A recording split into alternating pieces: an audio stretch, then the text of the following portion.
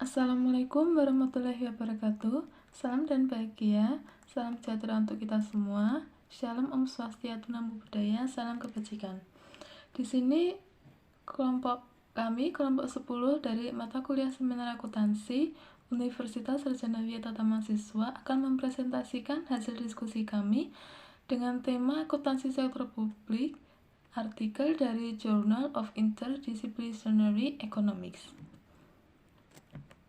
Untuk kelompok kami terdiri dari yang pertama adalah Charlesius Jang Darung dengan NIM 2017-017-092. Selanjutnya yaitu saya sendiri Kansanandia Nuridayati dengan NIM 2019-017-010. Selanjutnya yaitu Elizabeth Yanuarista NIM 2019-017-018. Selanjutnya yaitu Yuliantoro dengan NIM 2019-017-046. Selanjutnya yaitu Erika Violeta Pesiharu dengan NIM 2019-017-051. Selanjutnya yaitu Nur Dayanti 2019-017-062. Selanjutnya yaitu Nafiah Isnaini Hapsari NIM 2019-017-069. Selanjutnya yaitu Destia Dwi Nurianti NIM 2019-017-080. Artikel ini berjudul I Give You More Discretionary Power in a Corruption Experiment dengan penulis yaitu Hans G. Z. and Natalia V. Jack. Tujuan penelitian. Tujuan artikel ini adalah untuk menyelidiki apakah dan bagaimana kemampuan dalam menolak hadiah atau suap berdampak pada perilaku korupsi. Untuk slide selanjutnya akan dijelaskan oleh teman saya. Terima kasih.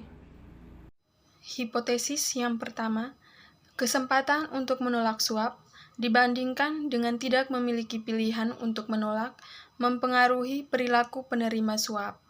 Hipotesis kedua, menerima suap menyebabkan timbal balik yang lebih tinggi daripada menolak suap.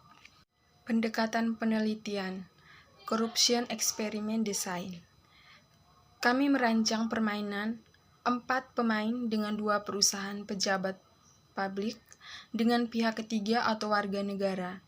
Setiap putaran 2 perusahaan secara mandiri memutuskan jumlah uang dari sumbangan mereka sebesar 150 token untuk diberikan sebagai suap kepada publik.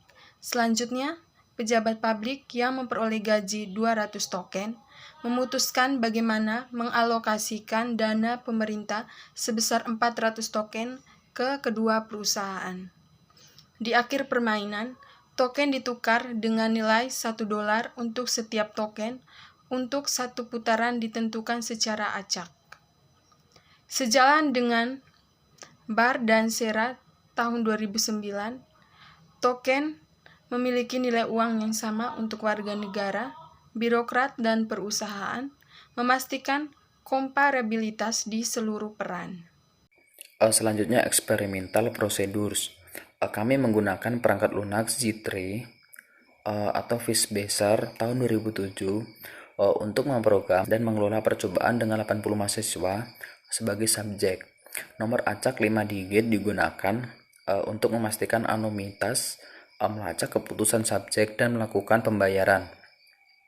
Instruksi dibacakan keras kepada subjek sebelum dimulainya percobaan atau lihat petunjuk peserta lampiran untuk instruksi.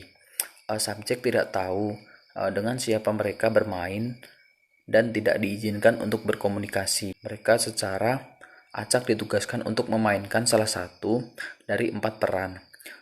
Subjek mempertahankan peran ini selama percobaan tetapi dicocokkan secara acak dengan subjek lain di masing-masing. Dari 20 putaran yang dimainkan, subjek tidak memiliki informasi tentang keputusan sebelumnya oleh subjek lain.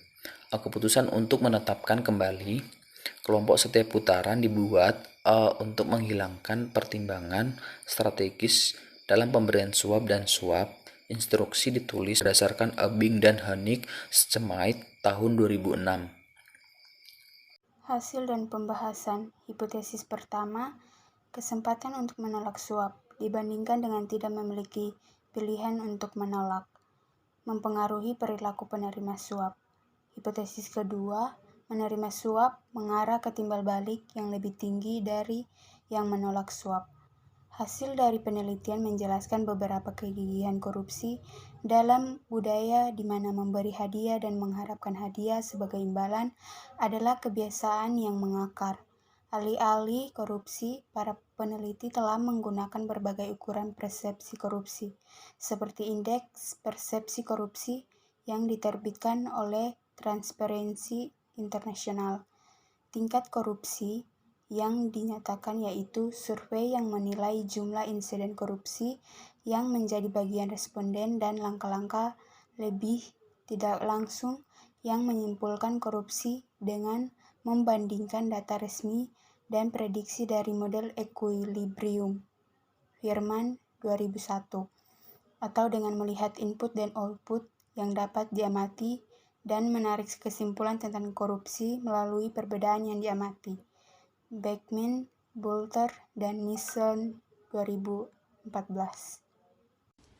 Selanjutnya yaitu kesimpulan. Kami menemukan bukti bahwa kemungkinan pejabat publik untuk menolak suap mengarah ke pengurangan yang signifikan dalam dana yang dialokasikan untuk kedua perusahaan. Ini agak mengejutkan, seperti yang diharapkan bahwa jika pejabat publik menerima suap, mereka akan membalas lebih banyak. Timbal balik memang berperan, terlihat dari perbedaan dana yang dialokasikan saat suap ditolak dan saat suap diterima secara sukarela.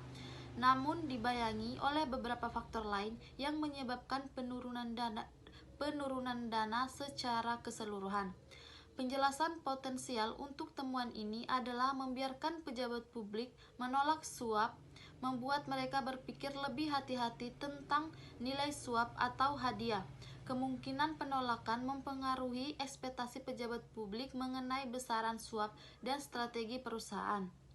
Ini memodernisasi transjalan adalah kebiasaan yang mengakar. Prevalensi praktik ini dalam konteks sosial merambah ke dalam konteks bisnis dan mengarah pada tingkat korupsi yang lebih tinggi dan distorsi ekonomi yang lebih besar daripada ketika suap hanyalah untuk transaksi bisnis. Yang selanjutnya keunggulan.